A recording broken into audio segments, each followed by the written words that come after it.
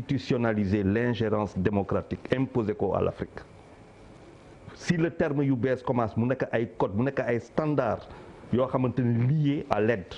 nit ñi dañ lay jàppale da nga bëgg xam ñu jàppale la pour nga réajuster wante faw léegi gouvernance le discours de la boule c'est là fa la jógee gouvernance les droits humains l'indépendance de la justice l'administration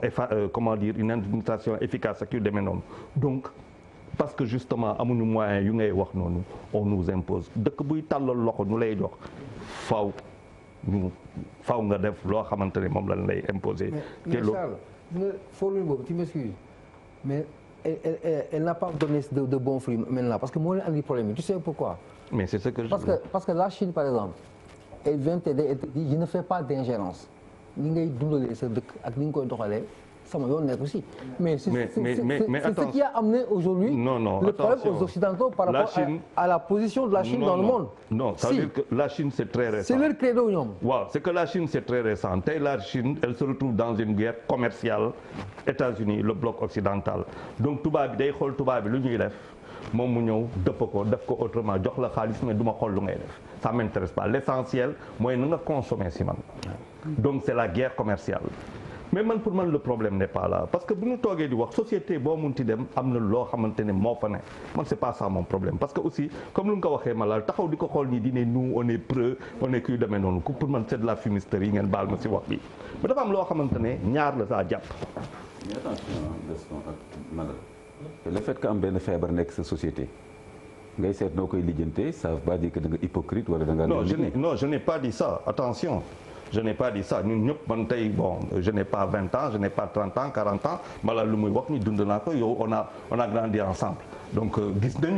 nañu quartier yi et tout et pourtant nit ñi daaw ñu leen dóor daaw ñu leen sànni xeer il y avait benn forme de respect mais dafa am leneen lu am boo xamante ni moom la ñu war a xool seetaan man du ma convoquer religion si yooyu xam nga tey dañu ne par exemple homosexualité mais boo waxee homosexualité économie moo nekk si gannaaw mais homosexualité dafa am cinéma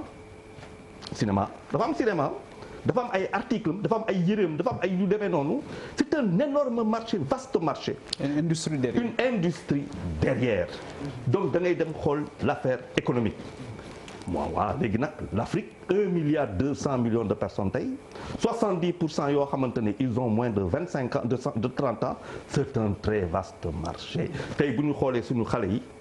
yu bëri seen solun li bon les générations ne sont pas les mêmes mais c'est de plus en plus efféminé.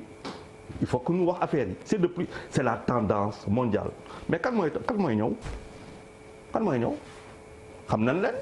mais ñoom ñoo ñuy imposer couleurs yi boo demee ba football gis ay dàll yu rose football ak Adidas 3 bandes arbitre yi léegi nga gis ay couleurs yoo xamante ni moom ngi mais dafa am loo xamante ne c'est le fluo yooyu yëpp c'est l'industrie qui nous rattrape et nous sommes un continent boo xamante ne il faut aller chercher la jeunesse et la faire consommer quitte à la pervertir quitte à la travestir beneen affaire boo xamante ne mooy le dividende démographique bu ñuy wax mais dans 50 ans nous sommes plus nombreux que les Indiens nekk ak chinois yi mais c'est un vaste marché mais c'est aussi une menace actuellement mais kan mooy feesal dëkk tubaab bi ñun la mais dans un siècle il y a plus de blancs bu ñu continuer nii tu auras que des métis ban monde universel la ñuy am il y a une à mon sens am na loo xamante ni ñun fa lañ ko war a liggéey c'est-à-dire que moi je trouve très dommage que ñuy toog épidermique quoi ñu ne ñun c'est bien les religieux mais je dis encore une fois si tu es un excellent musulman si tu es un excellent catholique yenn wax yi doo ko dégg Sénégal donc dañ teg wax boobu de côté c'est-à-dire juste sur les idées lan la ñu mun a développer on est en train de nous imposer deux choses l'industrie homosexuelle lañ fi bëgg a indi tey da ngay xool il est formidable boo xoolee ñu comment vous êtes habillés c'est très beau heureusement machallah comment il s'appelle Ousmane Tanor Dieng Karim Wade parce qu'ils sont pour beaucoup dans ces habits que nous sommes en train de voir tey ñun am nañu style Sénégal sol yëre boo xamante ne boo ko solee c'est portable et tout mais da ngay gis am na de la même manière que ñu di ko ñëw sans fente di ko jox góor mu niroo robe c'est des tendances xool leen bu baax il y a des garçons qui quand ils portent ça tout de suite tu peux faire le parallèle et c'est sous nos yeux fait par nos tailleurs donc dafa am loo xamante ne industrie la fokk ñu taxaw si loolu sinon on risque de manière épidermique di wax lii tubaab yi ñoom qui sont très très patients ils savent par quel canot passer pour laal ñu fu ñu war a laal jaay ñu lu ñu bëgg a jaay muy ñu koy sol di si dem oto yi di changer couleur yëpp di changer couleur et puis bon le temps que tu t'en rends compte tu as une génération efféminée et puis un monde efféminé. Alors